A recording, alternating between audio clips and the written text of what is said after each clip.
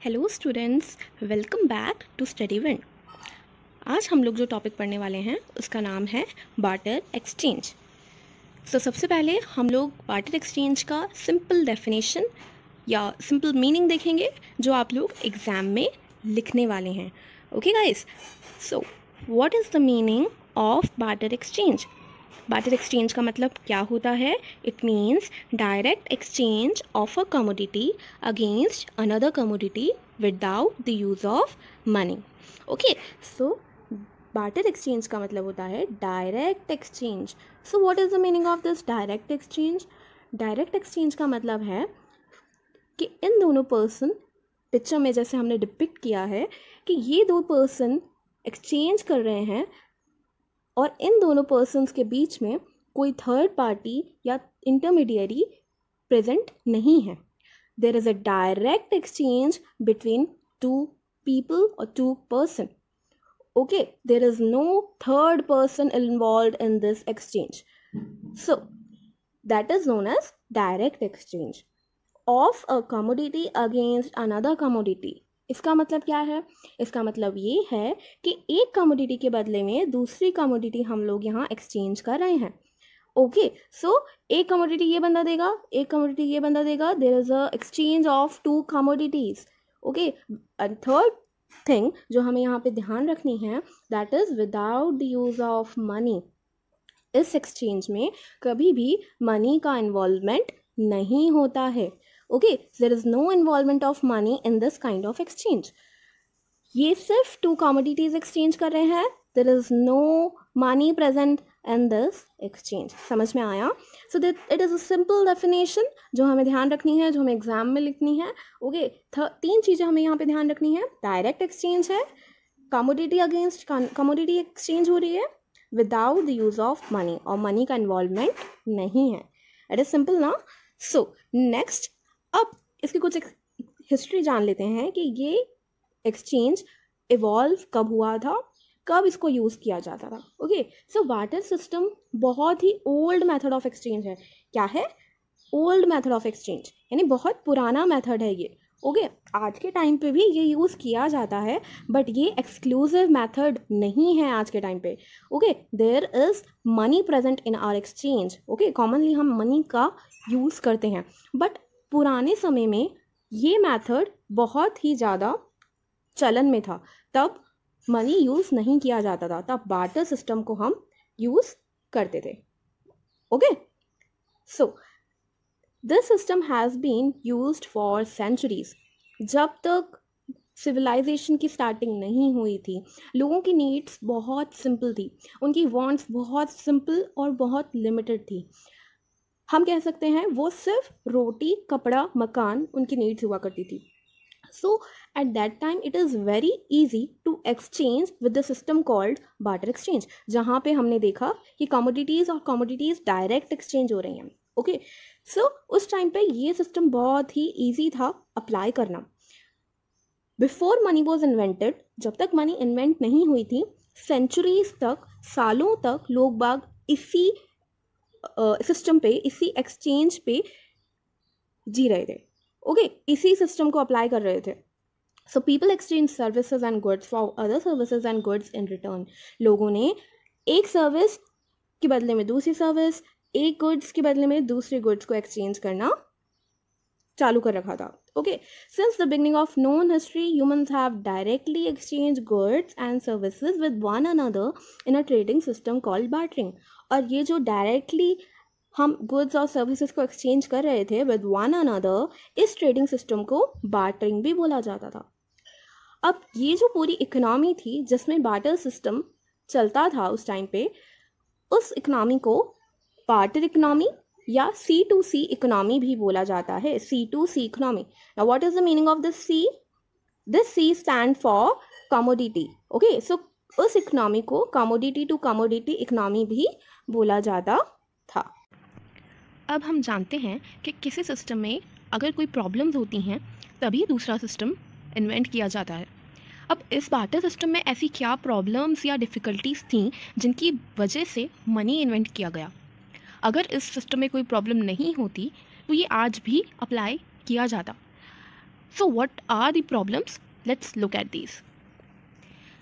सबसे पहली प्रॉब्लम या डिफ़िकल्टी जो बार्टर एक्सचेंज सिस्टम में थी वो है lack of double coincidence of bonds.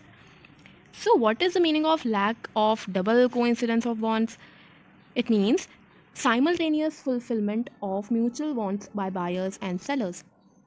This means what one person wants to sell or buy must go inside with what some other person wants to buy or sell.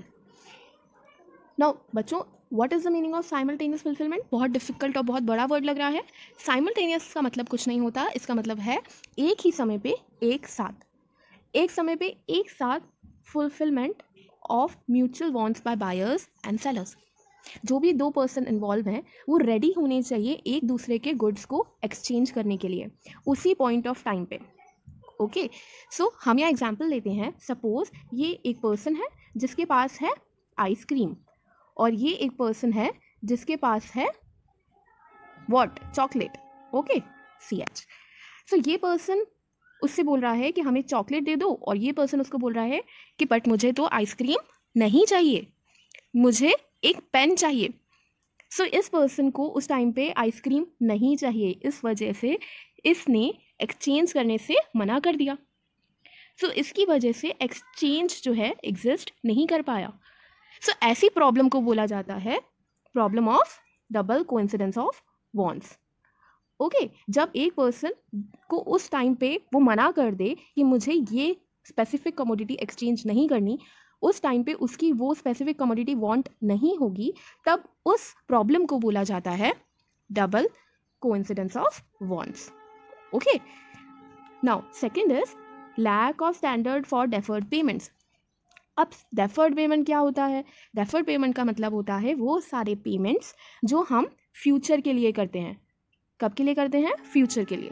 Future means कुछ आने वाले time में। Suppose हम आज के time पे loans लेते हैं, वो हम 2 दिन बाद, 5 दिन बाद, कुछ महीनों बाद, कुछ सालों बाद रीपे करते हैं। सो उन पेमेंट्स को बोला जाता है डेफर्ड पेमेंट्स। सो बार्टर सिस्टम में बोरोइंग और लैंडिंग बहुत डिफिकल्ट प्रॉब्लम्स थी। ठीक है, ये लोग ले तो लेते थे। अगर आज मैंने किसी को कुछ वीट लेंड कर दिया, मीन्स उसको उधार पे दे दिया, तो इन फ्यूचर वो मुझे उतना ही वीट रिटर्न करेगा। बट इस सिस्टम में, इस बोरोइंग और लैंडिंग में कुछ प्रॉब्लम्स थी। मतलब फ्यूचर पेमेंट्स और क्रेडिट ट्रांजेक्शन्स पॉसिबल नहीं थे। अब क्यों नहीं थे? बिकॉज हो सकता है कि उस टाइम पे इन फ्यूचर उस वीट की वैल्यू कुछ चेंज हो गई हो, इंक्रीज़ हो गई हो, और यू कैन से डिक्रीज़ हो गई हो। सो उसकी वैल्यू के इंक्रीज़ और डिक्रीज़ होने की वजह से वो कितना वीट उसको रिटर्न करेगा दैट वी डोंट नो। उस वीट को वो एग्जैक्टली उसी क्वालिटी में वापस करना, कुछ टाइम बाद, कुछ सालों बाद उसी सेम क्वालिटी में वापस करना, it is not every time possible. So these are some problems in borrowing and lending in barter exchange system, जिसकी वजह से it cannot stand for the standard for deferred payments. Now the third problem is lack of common measure of value.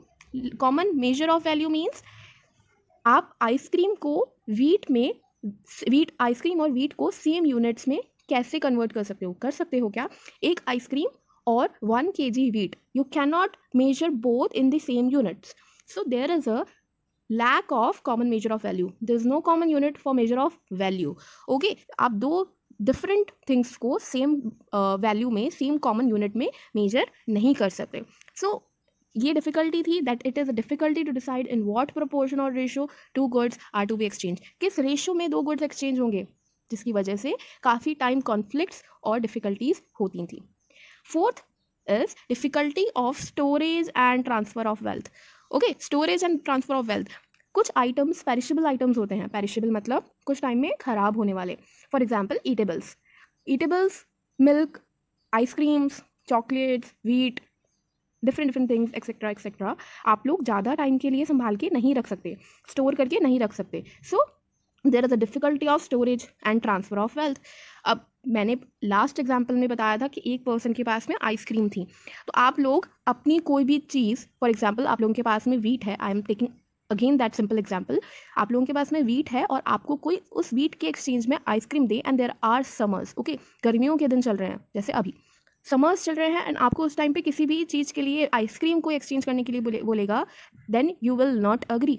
आप लोग agree क्यों नहीं करोगे? क्योंकि आपको पता है वो आपकी आइसक्रीम कुछ टाइम बाद मेल्ट हो जाएगी और ख़त्म हो जाएगी। सो आप ऐसी चीज़ के लिए अपनी कोई भी कमोडिटी एक्सचेंज क्यों करोगे? So there is a lack of storage and transfer of wealth. Under barter exchange it is difficult for people to store wealth. आप लोग उस वेल्थ को स्टोर कैसे रख सकते हो? And generalized purchasing power for future use. आप उस कमोडिटी को, पेरिशेबल कमोडिटीज़ को फ्यूचर के लिए सेव करके नहीं रख सकते। So fourth is difficulty of storage and transfer of wealth. Now fifth and last is lack of divisibility. Divisibility simple means कोई भी एक चॉकलेट है, आपको अपने बीच में और आपके एक ब्रदर के बीच में डिवाइड करना है। सो ऐसा पॉसिबल हर कमोडिटी के केस में, हर प्रोडक्ट के केस में नहीं हो सकता। फॉर एग्जाम्पल हॉर्स, आप हॉर्स को 2 पार्ट्स में डिवाइड नहीं कर सकते। सो एक पर्सन के पास में हॉर्स है, एक पर्सन के पास में राइस है, राइस का 1 kg। पहली बात तो ये दोनों सेम वैल्यू के हैं नहीं, तो वो बोलेगा कि 1 kg के बदले में आप हॉर्स का कुछ पार्ट दे दो। Is it possible? No, not at all. Horse को आप डिवाइड नहीं कर सकते। So there is a lack of divisibility in some goods because of which barter system is not at all possible. So these are some 5 problems because of which money was invented afterwards and barter system discontinued. Okay, so hope you all guys liked my video.